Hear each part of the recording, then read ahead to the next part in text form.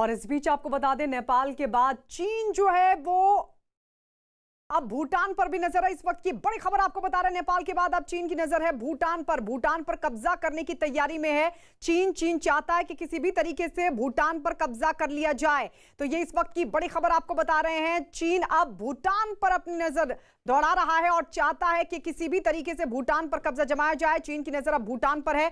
तो ये इस वक्त की बड़ी खबर आपको बता रहे हैं, भूटान पर कब्जे की तैयारी में है चीन, और इसके लिए बकायदा उसने तैयारी भी शुरू कर दी है। भूटान की जमीन पर कब्जा करने के लिए चीन लगातार तैयारी कर रहा है। 318 वर्ग किलोमीटर तक का जो एरिया है वो चाहता है कि उस पर किसी भी तरीके से वो अपना दावा ठोके।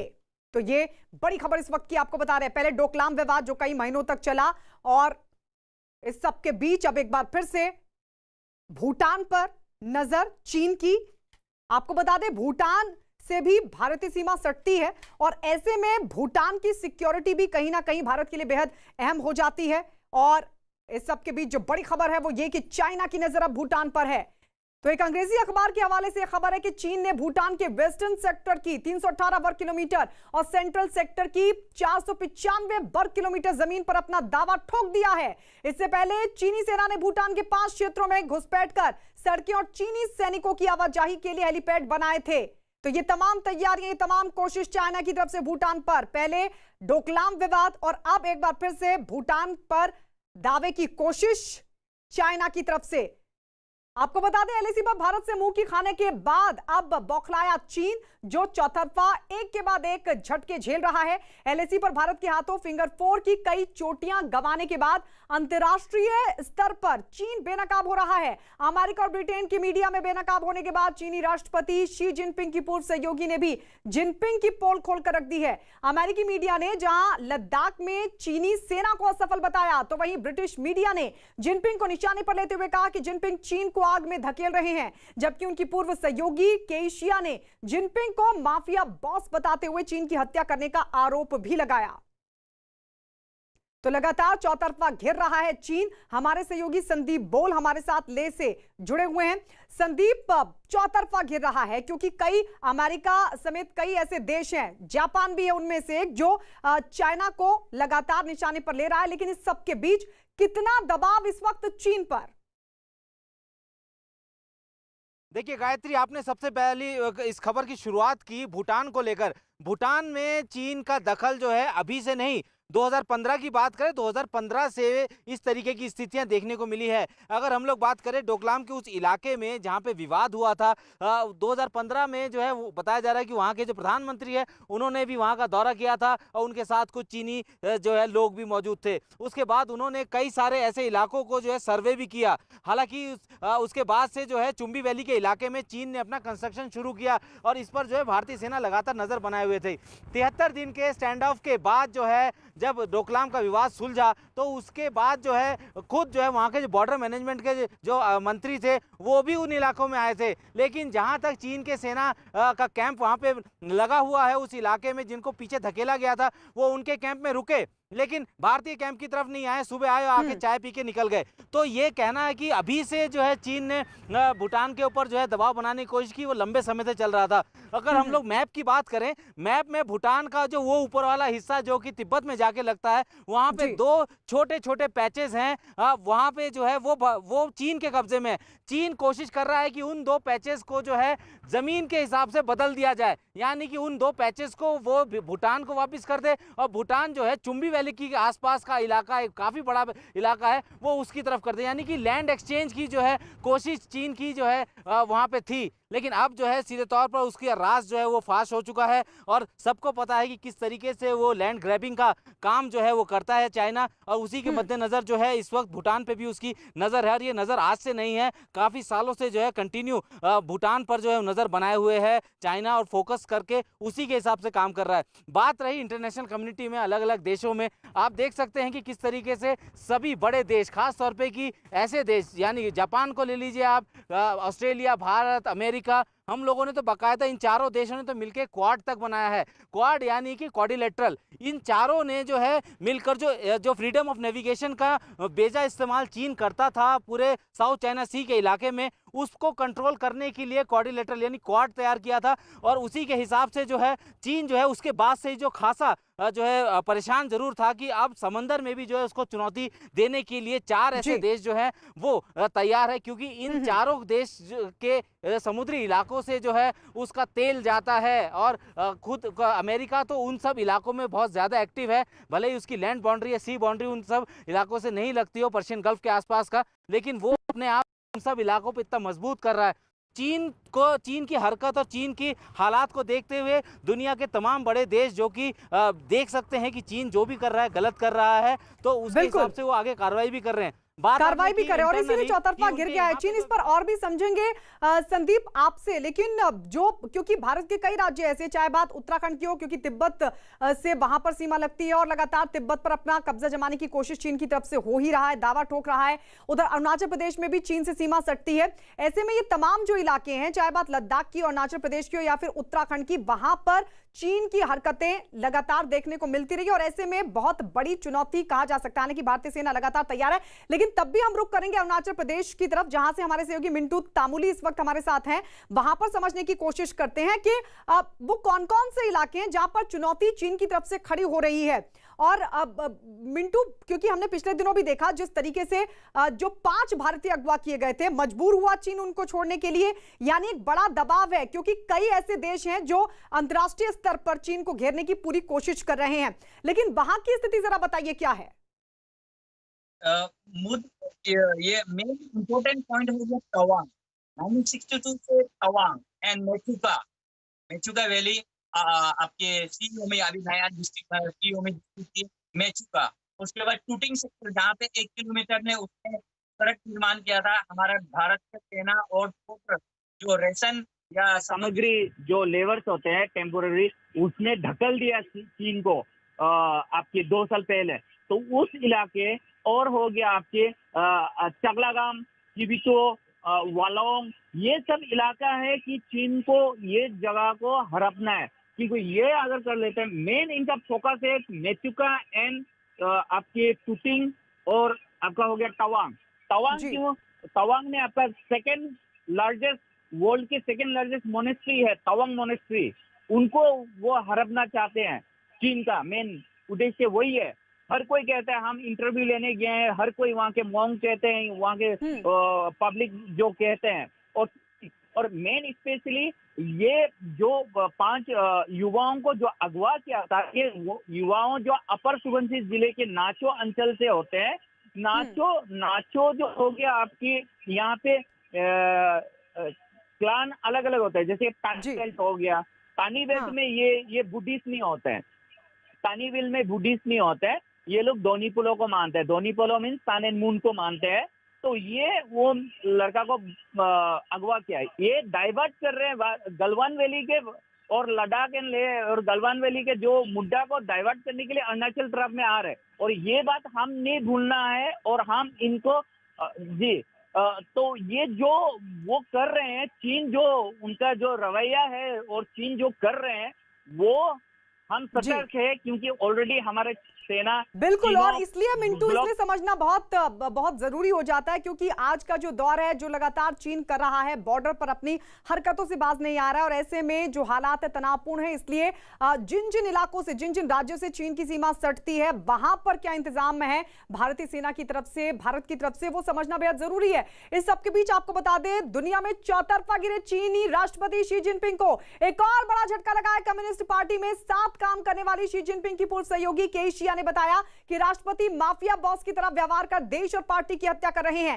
केई शिया को हाल ही में कम्युनिस्ट पार्टी से भी निकाल दिया गया, जिसके बाद उन्होंने राष्ट्रपति शी जिनपिंग की कारगुजारियों का पर्दाफाश किया।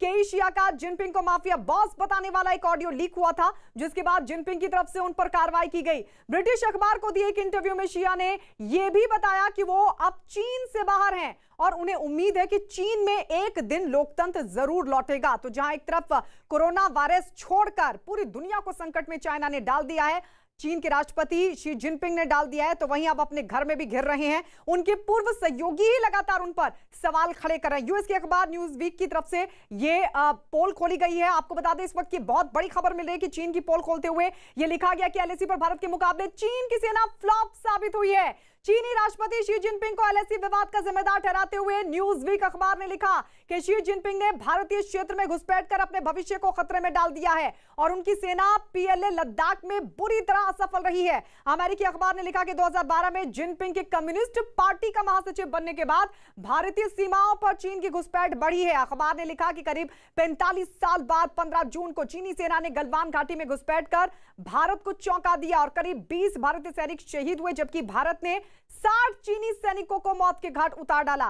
पिछले महीने की शुरुआत में आधी शताब्दी में पहली बार भारत ने चीन के खिलाफ आक्रामक रवैया अपनाया और ऊंचाई वाले ठिकानों को चीन के कब्जे से छीन लिया है। भारत ने दक्षिण के 3 विवादित क्षेत्रों के छीनने के बाद चीनी सैनिकों ने भारतीय सेना को रोकने की कोशिश की, लेकिन वो असफल रहे। तो ये अमेरिका के जो अखबार है, अमेरिकी अखबार की तरफ से ये बहुत बड़ी जानकारी दी गई है, जो लगातार भारत कह रहा है कि हम लगातार अब आक्रामक रवैये के जरिए चाइना को सबक सिखाएंगे। संदीप बोल हमारे सहयोगी हमारे साथ लगातार बने हुए हैं। देखिए, अमेरिकी मीडिया भी अब चीन पर लगातार वार कर रहा है और बता रहा है कि चीन कहां बैकफुट पर है, चीन की खामियां क्या है।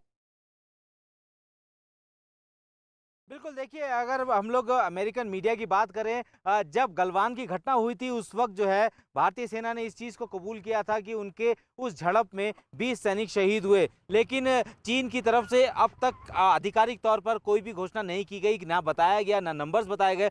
उस वक्त जो है अमेरिका की एक अखबार ने ही इस बात का खुलासा किया था कि जो झूठ जो है चीन छुपा रहा है वो जो है वो उन्होंने खोला कि 35 से ज़्यादा तो उस वक्त मारे गए थे, जो कि उनके पास खबर थी। उसके बाद अब जो रिपोर्ट आ रही है उसके मुताबिक 60 बताए जा रहे हैं। तो जाहिर सी बात है, और ऊपर से इस झूठ का पर्दा गायत्री उस वक्त भी खुल गया था जिस वक्त एक मास ग्रेव जो है वहाँ ग्रेवयार्ड जो है उसकी तस्वीरें सामने आई थी और उसमें बाकायदा लिखा गया था कि उसमें जो वो ग्रेव है वो उस शख्स की है जो कि वहाँ पे एलएसी पर भारतीय सेना के साथ झड़प में मारा गया। तो जाहिर सी बात है कि जो झूठ चीन छुपाना चाहता है, लेकिन ये आजकल के टेक्नोलॉजी वॉरफेयर के दौरान ज़माने में इस तरीके की चीज़ें कोई नहीं छुपा सकता, भले ही आप कितना भी उस इलाके में अपना वर्चस्व रखते हो। तो जाहिर सी बात है कि जो झूठ है चीन का वो सामने आ रहा है। दूसरी बात यह है कि लगातार कोरोना के मामले को लेकर जिस तरीके से चीन ने हैंडल किया और पूरी दुनिया को जो है अंधेरे में रखा, उससे जो है वैसे ही वो अलग थलग पड़ा हुआ है। अब ऐसे में बताया जा रहा है कि उनके ऊपर दबाव बन रहा है लगातार कि वो जो है उस कुर्सी को छोड़े। हालांकि शी जिनपिंग ने अपना जो है वो अपनी पोस्ट जो है वो इतना सिक्योर कर लिया, उन्होंने कॉन्स्टिट्यूशन में भी चेंज कर दिया था, लेकिन अभी फिलहाल स्थिति ऐसी है कि चाइना के अंदर जो है उनके खिलाफ रोष नजर आ रहा है। बिल्कुल, चाइना के भीतर जो खुद के घर में चीन के जो राष्ट्रपति शी जिनपिंग घिरते हुए नजर आ रहे हैं और बेहद आक्रामकता वहां के लोग भी दिखा रहे हैं, प्रोटेस्ट भी लगातार वहां पर हो रहे हैं, लेकिन इस सब के बीच अंतर्राष्ट्रीय स्तर पर भी लगातार चीन की थू-थू हो रही है। ब्रिटिश मीडिया ने शी जिनपिंग पर सीधा निशाना साधा। ब्रिटिश मीडिया के मुताबिक शी जिनपिंग चीन को आग की तरफ धकेल रहे हैं। इस वक्त की बहुत बड़ी खबर मिल रही है। ब्रिटिश मीडिया में यह कहा जा रहा है कि शी जिनपिंग को ताकत मिलने से देश बर्बादी की तरफ बढ़ रहा है और कम्युनिस्ट पार्टी के प्रमुख बनने के बाद वो देश के बजाय अपनी ताकत देख रहे हैं। तो यह ब्रिटिश मीडिया के हवाले से कहा गया है कि शी जिनपिंग किस तरीके से खुद की ताकत बढ़ा रहे हैं, लेकिन पूरे देश को वो आग में धकेल रहे हैं। और इस वक्त एक और बड़ी खबर है कि चीन के राष्ट्रपति शी जिनपिंग का ताज खतरे में। कोरोना वायरस पूरी दुनिया के लिए मुसीबत का सबब बना हुआ है, लेकिन अब इसी कोरोना वायरस की वजह से चीन के सर्वोच्च नेता शी जिनपिंग की कुर्सी खतरे में है। उनकी कुर्सी जाने वाला ही है और इसकी वजह बनने वाली है वर्ल्ड हेल्थ असेंबली की नवंबर 2020 में आने वाली एक जांच रिपोर्ट। असल में इस जांच रिपोर्ट में पूरी दुनिया में कोरोना वायरस फैलने की हकीकत कैद है और जानकारों का मानना है कि इस रिपोर्ट के आते ही शी जिनपिंग से उनका ताज छीना जा सकता है।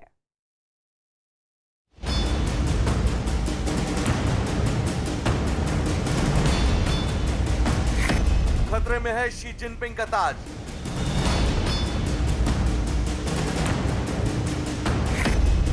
शी जिनपिंग के खिलाफ विद्रोह की तैयारी।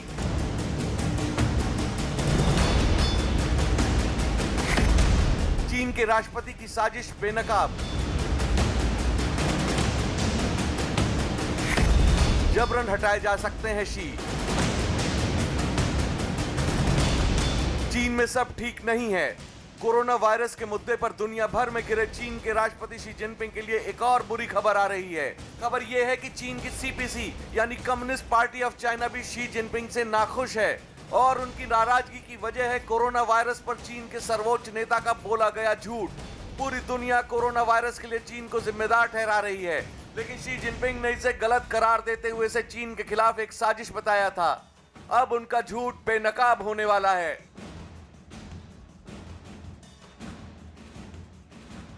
दरअसल दुनिया में कोरोना वायरस के फैलने की जांच कराने के लिए वर्ल्ड हेल्थ असेंबली के 137 सदस्य देशों ने इसके पक्ष में वोट डाला था। अब यह जांच पूरी हो चुकी है और नवंबर 2020 में इसकी रिपोर्ट पेश की जाने वाली है। न्यूजीलैंड की पूर्व प्रधानमंत्री हेलन क्लार्क और लाइबेरिया के पूर्व राष्ट्रपति एलन जॉनसन सरलीफ इस रिपोर्ट को पेश करने वाले हैं।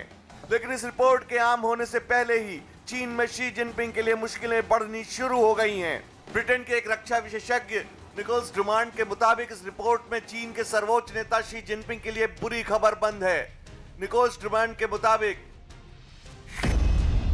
चीन को नवंबर 2019 तक मालूम हो गया था कि वो एक गंभीर समस्या से जूझ रहे हैं, लेकिन उन्होंने दुनिया को 22 जनवरी तक इसके बारे में नहीं बताया। अगर शी जिनपिंग सामने आकर ये बता देते कि ये गंभीर है और आपको लॉकडाउन करना पड़ेगा तो हम ये करते, लेकिन चीन ने 2 महीने तक दुनिया से ये जानबूझकर छिपाए रखा ताकि वो महामारी के दौरान आर्थिक तौर पर मजबूत हो जाए। कोरोना वायरस को लेकर चीन पूरी दुनिया में बदनाम है और इसी मुद्दे पर वो पूरी दुनिया में अलग थलग भी पड़ चुका है। शी के बोले गए झूठ ने चीन की अर्थव्यवस्था को भी खासा नुकसान पहुंचाया। लिहाजा चीन की कम्युनिस्ट पार्टी शी पर दबाव बना सकती है कुर्सी छोड़ने का, और अगर शी ने कुर्सी नहीं छोड़ी तो उनको जबरन हटाया भी जा सकता है। कह सकते हैं कि शी जिनपिंग का ताज अब खतरे में है और उनकी कुर्सी कभी भी जा सकती है। लेकिन अगर शी अपनी कुर्सी बचा पाने में कामयाब भी रहे तो वो विद्रोह का कैसे सामना करेंगे? कोरोना वायरस को लेकर पूरी दुनिया में चीन की बदनामी हुई और अब इस मुद्दे पर चीन दुनिया में अलग थलग पड़ चुका है। शी जिनपिंग के झूठ के बाद चीन की अर्थव्यवस्था को काफी नुकसान भी उठाना पड़ा है। लिहाजा चीन की कम्युनिस्ट पार्टी भी शी जिनपिंग पर उनके पद से इस्तीफा देने के लिए दबाव बना सकती है, और अगर वो इस्तीफा देने से मना करते हैं तो उन्हें जबरन उनके पद से हटाया भी जा सकता है। यानी शी जिनपिंग का ताज खतरे में है और उनकी कुर्सी कभी भी छिन सकती है। अगर शी जिनपिंग किसी तरह अपनी कुर्सी बचा भी लेते हैं तो चीन में उनके खिलाफ विद्रोह भड़क सकता है। साल 2018 में चीन की नेशनल पीपुल्स कांग्रेस ने शी जिनपिंग के आजीवन चीन के सर्वोच्च नेता बने रहने पर वोट दिया था, लेकिन अब नवंबर में वर्ल्ड हेल्थ असेंबली की आने वाली रिपोर्ट को लेकर चीन की कम्युनिस्ट पार्टी में तनातनी शुरू हो चुकी है। जानकारों का भी मानना है कि इस रिपोर्ट के आने के बाद शी जिनपिंग की मुसीबतें बढ़ने वाली हैं। हो सकता है कि दुनिया बहुत जल्द चीन में एक बड़ा बदलाव देखे। हिंद महासागर में चीन की बढ़ती गतिविधियों के बीच अमेरिका ने चीन को एक और झटका दिया है। हिंद महासागर में शांति और सुरक्षा के लिए अमेरिका ने मालदीव के साथ रक्षा सौदा किया है। अमेरिका के दक्षिण पूर्व एशिया के लिए उप सहायक रक्षा मंत्री और मालदीव की रक्षा मंत्री ने रक्षा समझौते पर हस्ताक्षर किए। हिंद महासागर में मालदीव और दूसरे देशों से रिश्ते भी भारत और चीन दोनों के लिए अहम है, और ऐसे में ये रक्षा सौदा चीन के लिए झटका है। इलाके में कूटनीतिक रणनीति के तहत भारत ने भी मालदीव को आर्थिक पैकेज दिया है। हिंद महासागर में मालदीव, श्रीलंका और बांग्लादेश की अहम भूमिका है। चीन की घेराबंदी के लिए भारत ने नई योजना तैयार की है। चीन को घेरने के लिए भारत अब रूस, ब्रिटेन और वियतनाम से रक्षा सहयोग समझौता करने की योजना बना रहा है। इससे पहले भारत जापान के साथ समझौता कर लिया है। इस समझौते से भारत इन देशों के साथ रक्षा सुविधा का इस्तेमाल कर सकेगा। वहीं भारत की सेनाएं इन देशों में रक्षा सुविधा ले सकेंगी। उधर एलएसी पर भी भारतीय सेना ने अपनी स्थिति मजबूत कर ली है। पैंगोंग लेक के नॉर्थ बैंक पर चीन ने फिंगर 5 और फिंगर 6 पर बेस जरूर बना लिया है, लेकिन चोटियों पर भारतीय सेना डटी हुई है। फिंगर 4 की चोटी पर होने की वजह से भारत को बढ़त मिली हुई है। ऊंचाई पर सेना की मौजूदगी से भारत का अपर हैंड है। चीन की सेना बैकफुट पर, और यहां भारत ने चीन की साजिश को पूरी तरह नाकाम कर दिया है। आपको ग्राफिक्स के जरिए आइए सही हालात की पूरी जानकारी देते हैं। दरअसल पैंगोंग लेक का नॉर्थ बैंक 8 फिंगर में बटा हुआ है, फिंगर 1 से लेकर फिंगर 8 तक। इन फिंगर में फिंगर 4 तक भारत का कब्जा है और भारतीय सेना यहां पर डटी हुई है, जबकि फिंगर 5 के पास चीन ने अपनी नापाक हरकतों से यहां बेस बना लिया है। इसी तरह फिंगर 6 के पास भी चीन के बेस की खबर है। चीन की यहां बोट भी तैनात है। तस्वीरों में आप भी देख सकते हैं कैसे यहां चीन का कैंप दिख रहा है और उसके साथ बोट भी दिखाई दे रही है, लेकिन यहां चोटियों पर वर्चस्व ही बढ़त दिलाता है। फिंगर 4 की चोटी ऊंची होने से इलाके में स्थिति मजबूत होती है। यहां भारतीय सेना तैनात है। भारतीय सेना के कैंप भी यहां पर मौजूद हैं और इसके अलावा आईटीबीपी का कैंप भी है। भारत ने यहां सड़क भी बना ली है और तस्वीरों में भारतीय सड़क भी दिखाई दे रही है। चोटियों पर भारतीय सेना तैनात है और सेना ने अपनी स्थिति को मजबूत कर लिया है। साफ है, चीन की सेना के पास पीछे हटने के अलावा कोई रास्ता नहीं बचा है। अब आपको बताते हैं कि भारतीय सेना ने यह कामयाबी कैसे हासिल की और चीन को कैसे दी मात। पेंगोंग लेक के नॉर्थ बैंक पर फिंगर 5 पर नीचे चीन है, वहीं फिंगर 6 के पास भी चीन का बेस है। फिंगर 4 के पास भी चीन का बेस है, लेकिन चोटी पर भारतीय सेना है। साथ ही फिंगर 3 की चोटी पर भी भारतीय सेना तैनात है। पेंगोंग लेक के साउथ बैंक पर ब्लैक टॉप पर भारतीय सेना का कब्जा है ही। चोटी से चीन के कैंप पर भारत की पैनी नजर है और भारतीय सेना के आगे चीन पूरी तरह बेबस। एलएसी पर भारत और चीन के बीच तनाव पर इस वक्त की बहुत बड़ी खबर आपको बता दें। ग्राउंड जीरो से लगातार मिल रहे सबूत और चीन के सरकारी अखबार ग्लोबल टाइम्स की रिपोर्ट में इस बात का खुलासा किया गया है कि चीन आने वाली सर्दियों में भारत के खिलाफ एक बहुत बड़ी साजिश को अंजाम देने की तैयारी में है। चीन के अखबार में भारत को धमकी भरे लहजे में कहा गया है कि अगर भारत एलएसी पर पीछे नहीं हटा तो चीन के सैनिक पूरी सर्दियों तक वहां डटे रहेंगे।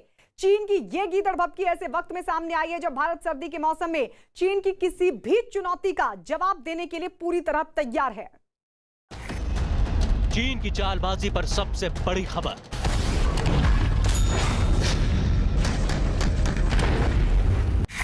चीन की सर्दी वाली साजिश का मुंह तोड़ जवाब।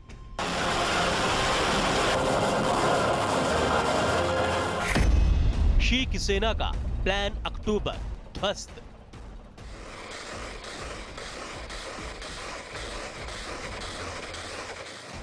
बर्फीली साजिश का भारी खामियाजा भुगतेगा चीन।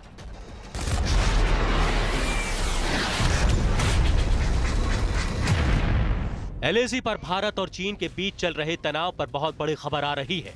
चीन के सरकारी अखबार ग्लोबल टाइम्स में एक बार फिर भारत को धमकी दी गई है। ग्लोबल टाइम्स ने लिखा कि अगर भारतीय सेना पेंगोंग दक्षिणी हिस्से से नहीं हटती तो पीपुल्स लिबरेशन आर्मी यानी पीएलए पूरे ठंड के मौसम में वहीं जमी रहेगी। अगर दोनों देशों के बीच युद्ध हुआ तो भारतीय सेना जल्दी ही हथियार डाल देगी। ये साइकोलॉजिकल वॉरफेयर चीन इस्तेमाल कर रहा है। ये दबाव की रणनीति खेल रहा है। ये हिंदुस्तान के पॉलिटिकल लीडरशिप पे दबाव डालने की कोशिश कर रहा है। हमको कोई फ़र्क नहीं पड़ता है, चीन तुम जाड़े में बैठे रहो वहाँ पे, हमें कोई फ़र्क नहीं पड़ता है। हम यदि हमारे ट्रुप्स सियाचिन में -40 -50 पे सरवाइव कर सकते हैं और सियाचिन में रह सकते हैं तो -20 और -30 में रहना कोई मुश्किल काम नहीं है। यही नहीं, खुफिया सूत्रों के हवाले से बड़ी खबर यह भी आ रही है कि एलएसी पर भारत के हाथों लगातार पिटने के बावजूद चीन अपनी साजिशों से बाज नहीं आ रहा। न्यूज 18 के पास चीन की साजिश की एक्सक्लूसिव तस्वीरें हैं। ये तस्वीरें पीपुल्स लिबरेशन आर्मी के उस अभ्यास की तस्वीरें हैं जिसमें चीन की सेना सर्द हालात में भारत से मुकाबला करने की तैयारी कर रहा है।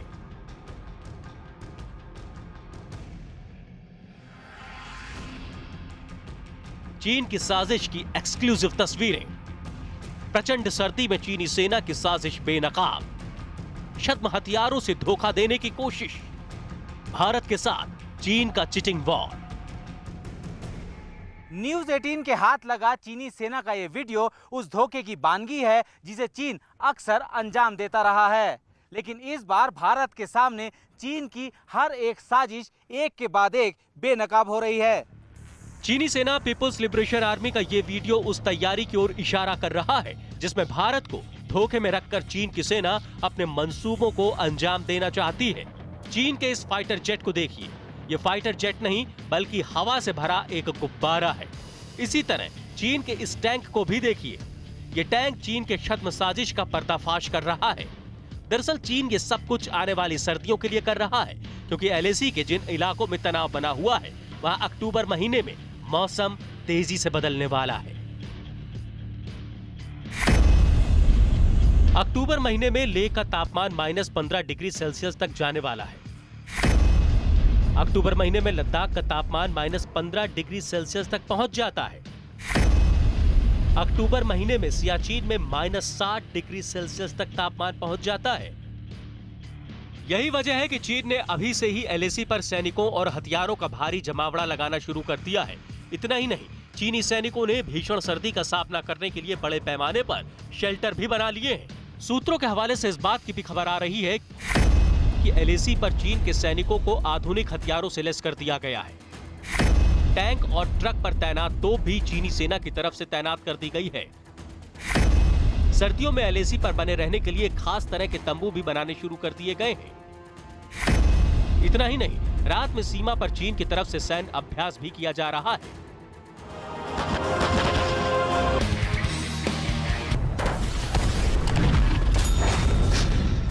लेकिन चीन के खिलाफ भारत की तैयारियां भी ऐसी हैं जो चीन को उसी की भाषा में जवाब दे सकती हैं। न्यूज़ 18 की टीम पूर्वी लद्दाख में एलएसी के उस इलाके में पहुंची जहां 3 महीने से चीन के साथ तनाव बना हुआ है। गलवान, देपसोंग और पैंगोंग में 3 महीने से लगातार हालात वैसे ही बने हुए हैं। जहां चोटियों पर बर्फ जमी है, वहां चीन से तनाव की गर्मी महसूस हो रही है। भारतीय जवानों की इस दौरान चीन के सैनिकों से झड़प भी हुई, लेकिन 15,000 फीट की ऊंचाई पर इस तरह की जंग आसान नहीं है। कड़ाके की सर्दी में जवान देश की सीमा की सुरक्षा में पूरी तरह मुस्तैद है। सर्दी से बचाव के लिए जवानों के पास वहां खास टेंट है, जिनमें 8 से 10 जवान रहते हैं और सर्दी से बचने के लिए अलाव का भी सहारा लिया जाता है। इसके साथ ही जवानों को खास तरह के जैकेट, जूते और कपड़े दिए जाते हैं, जो बर्फ में काफी मददगार साबित होते हैं। भारत की फौज कड़ाके की ठंड में भी सीमा के पास की चौकियों पर निगरानी में कोई चूक नहीं बरतना चाहती। चीन को बैकफुट पर धकेल चुके भारतीय फौजी अब कुदरत से भी लोहा लेने के लिए पूरी तरह तैयार हैं। इंडियन आर्मी के ट्रुप्स सियाचिन -40 -50 में अपना नौकरी कर चुके हैं, वहाँ उनका अनुभव है।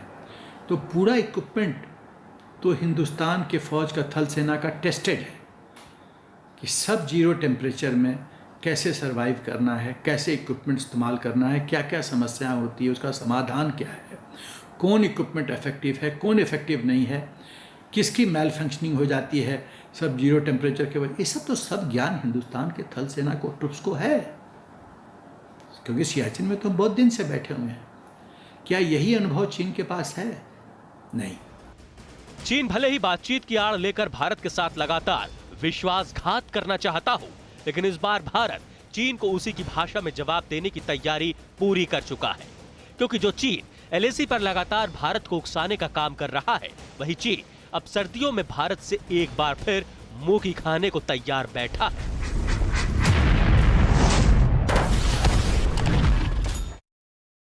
लद्दाख में पिछले 3 महीने से एलएसी पर तनाव के हालात बने हुए हैं। गलवान घाटी में भारत से मुंह की खाने के बाद चीन इस कदर तिलमिलाया हुआ है कि बार बार भारतीय सीमा पर कब्जे की साजिश कर रहा है। लेकिन चीन इस बात को लगातार भूल रहा है कि वो जो कुछ भी सोच रहा है उसकी उसे बहुत भारी कीमत चुकानी पड़ सकती है, क्योंकि ना तो भारत अब पहले वाला भारत है और ना ही भारत के पास किसी तरह संसाधन की कोई कमी है। इतना ही नहीं, जिस सर्दी वाली साजिश को लेकर चीन लगातार भारत को धमका रहा है, चीन को उसी साजिश का जवाब देने की तैयारी भी भारत पहले ही कर चुका है।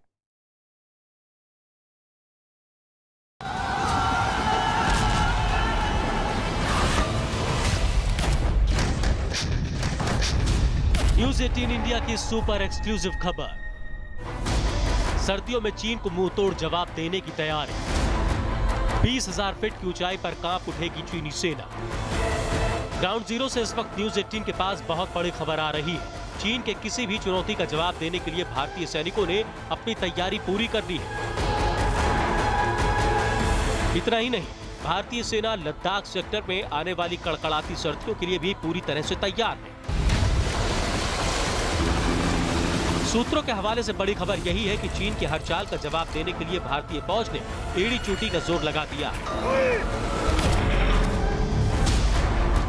हर हालात का मुकाबला करने के लिए एलएसी पर भारतीय जांबाज तैनात। सर्दी से मुकाबला करने के लिए 35,000 जवानों की तैनाती। भारत की अनुभवी फौज चीन के सैनिकों को करेगी चित। जिन बर्फीले इलाकों के लिए चीन अपने सैनिकों को तैयार कर रहा है, उन इलाकों में भारतीय सैनिकों के हुनर का कोई मुकाबला नहीं है।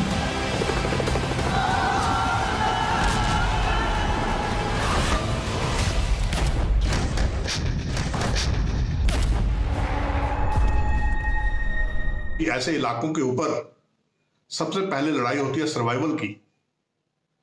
जो सेना वहां पर सर्वाइवल की लड़ाई जीत जाएगी, वही सेना वहां पर टिक सकती है। चीनी सेना ने अभी तक कभी भी ऐसी ऊंचाई वाली पहाड़ियां नहीं देखी हैं। वहां पर लड़ना तो क्या, उन्होंने युद्ध अभ्यास भी बहुत कम किए होंगे ऐसी ऊंचाइयों के ऊपर। खासकर सियाचिन, यहां कहते हैं ओनली ईगल्स डेयर। बहुत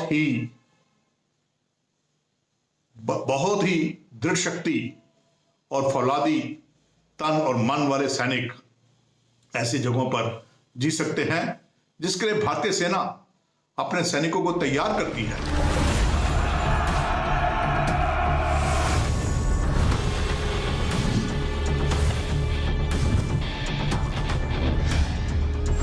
सियाचिन जैसे बर्फीले इलाकों में भारतीय सेना की तरफ से ऐसे जवानों को तैनात किया जाता है जो किसी भी हालात का डट कर मुकाबला कर सकते हैं।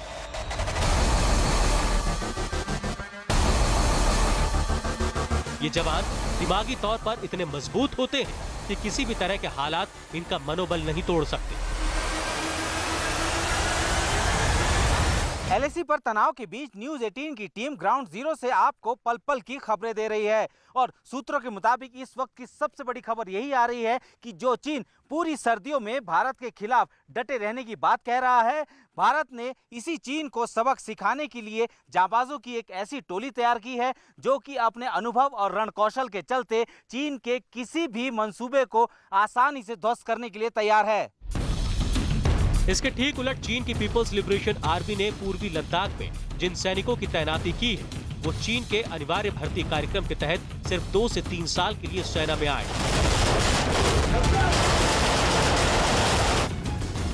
इसके बाद चीन के ये सैनिक अपनी आम जिंदगी में लौट जाएंगे। चीन के इन सैनिकों के पास ना तो लंबे वक्त तक हाड़ कपाने वाली सर्दी झेलने की आदत है और ना ही भारतीय सैनिकों के मुकाबले चीन के सैनिकों का मनोबल ही मजबूत है। और सियाचिन जैसे इलाके में जहां प्रचंड सर्दी पड़ती है, वहां सैनिकों का हुनर और मनोबल ही सबसे ज्यादा काम आता है।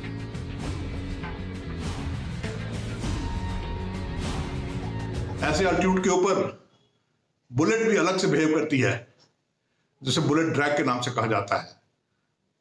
टैंकों और गाड़ियों का इंजन स्टार्ट होने में बहुत दिक्कत पेश आती है। फील्ड रिपेयर्स करने में बहुत मुश्किल होता है। हथियारों के जो स्टील के पार्ट्स होते हैं या लोहे के पार्ट्स होते हैं, अगर उनको नंगे हाथ से टच कर दिया जाए तो वहीं पर उनके साथ जकड़ जाते हैं। बहुत दुविधा होती है ऐसे इलाके में लड़ने के लिए, और ऐसे इलाके में वही सेना लड़ सकती है जो वहां पर रही हुई हो और जिसको वहां पर लड़ने की तकनीक मालूम हो। इतना ही नहीं, भारत सरकार की तरफ से इस बार तैयारियां ऐसी की गई है जो चीन की किसी भी चुनौती का न सिर्फ सामना कर सकती है कि चीन को उसी की भाषा में माकूल जवाब भी दे सकती है।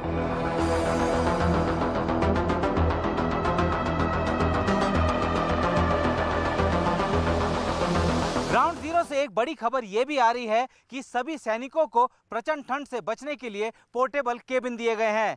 जिन सैनिकों के लिए बंदोबस्त कराए गए हैं, वो इससे पहले पूर्वी लद्दाख और सियाचिन में भी तैनात रह चुके हैं। इन सैनिकों को लंबे समय तक ठंड में डटे रहने का अनुभव है और ये मानसिक और शारीरिक तौर पर पूरी तरह से तैयार हैं।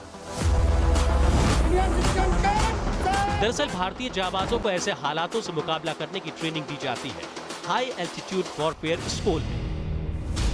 इन जवानों के सामने 11 हफ्ते की ट्रेनिंग का लक्ष्य रखा जाता है। ट्रेनिंग के लिए इन 77 दिनों में इन्हें बेहद कठिन मुसीबतों को पार करना होता है, जिनमें से 49 दिन इन जवानों को बेसिक ट्रेनिंग दी जाती है, जबकि बचे हुए 28 दिन इन्हें एडवांस ट्रेनिंग दी जाती है। हौज की ट्रेनिंग उन जवानों के लिए होती है जिन्हें भविष्य में सबसे ऊंचे और सबसे दुर्गम रण क्षेत्र में तैनात किया जाता है। इस माहौल में ढलने के लिए न सिर्फ समय बल्कि विज्ञान भी लगता है। इस माहौल में खुद को ढालने की चुनौती किसी अगर आम इंसान से पूछें तो उसके लिए पहाड़ जैसी हो सकती है, लेकिन 6 दिन में ही ये जवान अपने आप को इस माहौल में ढाल लेते हैं। इन जवानों को पहाड़ों पर बहने वाली नदी की धाराओं को भी पार करना होता है। इन नदियों का पानी इस कदर ठंडा होता है कि चंद सेकंड के भीतर शरीर को सुन्न कर सकता है। ऐसे हालातों में इन जवानों को न सिर्फ लहरों की टक्कर बर्दाश्त करनी होती है, बल्कि इनकी सांस काबू करने की ताकत का भी इम्तिहान होता है। इन खूंखार नदियों को पानी में बिना उतरे कैसे पार करना है, ये भी 72 घंटे की उस ट्रेनिंग का हिस्सा होता है। इस दौरान इन्हें दोनों किनारों पर बंधी रस्सी के जरिए नदी को कुछ इस तरह से पार करना होता है। बैटल लोड के साथ ये लक्ष्य महज 15 मिनट के भीतर पार किया जाता है। ये ट्रेनिंग का एक ऐसा दौर होता है जिसमें इन्हें अपने शरीर की पूरी ताकत का सही तरीके से इस्तेमाल करना होता है। ट्रेनिंग के आखिरी दौर से पहले वो वक्त आता है जब इन्हें बर्फीले इलाकों में अपनी शारीरिक ताकत और सहनशीलता की परीक्षा देनी होती है। ये स्नोक्राफ्ट है। ट्रेनिंग के इस दौर में इन जाबाजों को बर्फीली दुनिया की मुसीबतों में खुद को साबित करना होता है। इस दौरान इन्हें -30 से -70 डिग्री के बीच रहना सिखाया जाता है। ये देखा जाता है कि एक जवान कितनी देर तक इस तापमान को बर्दाश्त कर सकता है। इसी पड़ाव में ये जवान मेटल स्पाइक्स यानी धातु के कांटेदार जूतों के साथ पहाड़ों पर चढ़ना सीखते हैं। इतना ही नहीं, ट्रेनिंग के इस दौर में इन्हें 13,000 फीट की ऊंचाई तक पहुंचना होता है।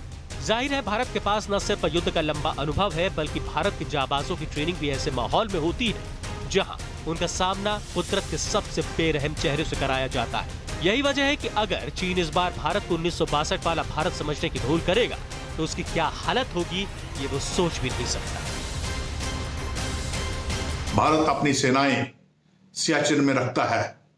किस प्रकार भारत अपनी सेनाएं कारगिल की बर्फीली चोटियों पर रखता है, किस प्रकार हमारे सैनिक वहां पर दृढ़ रहकर दुश्मन का मुकाबला करते हैं और किस प्रकार हमारे सैनिकों ने न सिर्फ सियाचिन जीता था बल्कि कारगिल की ऊंची पहाड़ियों के ऊपर भी दुश्मन को हराकर पहाड़ियों को वापस लिया था। ये सारी चीजें साफ जाहिर करती हैं कि अगर आज चशूल के इलाके में या पांगसो के इलाके में या ईस्टर्न लद्दाख में उन ऊंची पहाड़ियों के ऊपर, उन ऊंची बर्फीली सर्दीली पहाड़ियों के ऊपर अगर लड़ाई होती है तो पलड़ा यकीनन भारतीय सेना का भारी होगा।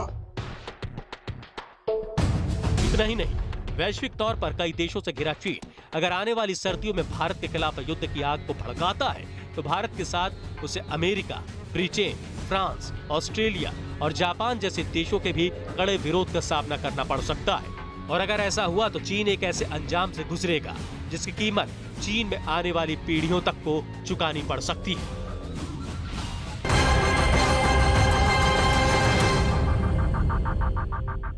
कंगना रनौत ने महाराष्ट्र के राज्यपाल भगत सिंह कोश्यारी से मुलाकात की है। कंगना ने राज्यपाल को बीएमसी की कार्रवाई के बारे में जानकारी दी।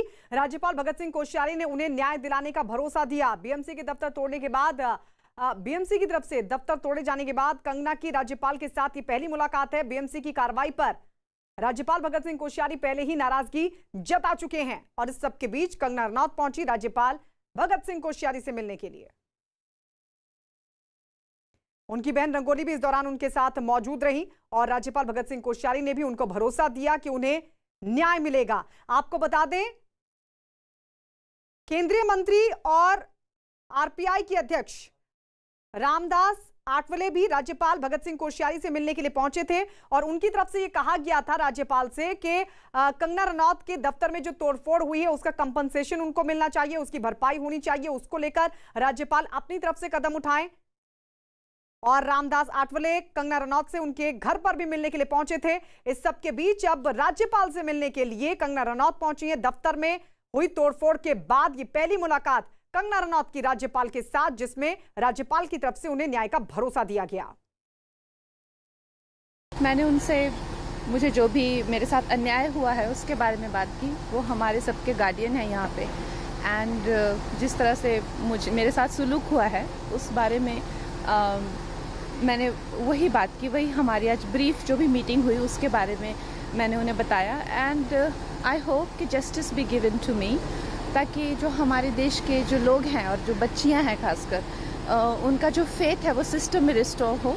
और मैं कोई पॉलिटिशियन तो हूँ नहीं और मेरा कोई पॉलिटिक्स से लेना देना तो है नहीं। As a common person, as a citizen, as somebody who has started from a scratch in this city which has given me so much, आज अचानक से जब मेरे साथ ऐसा अभद्र व्यवहार हुआ है तो I am very much privileged और ये मेरे भाग्य हैं कि गवर्नर सर ने मुझे एक बेटी की तरह सुना और मेरी जो भी है मुझे सहानुभूति दी और मैं ये उम्मीद करती हूँ कि मुझे न्याय मिलेगा। उधर कंगना के मामले पर शिवसेना ने पूरी तरह चुप्पी साध ली है, लेकिन बीजेपी को शिवसेना ने जरूर घेरा।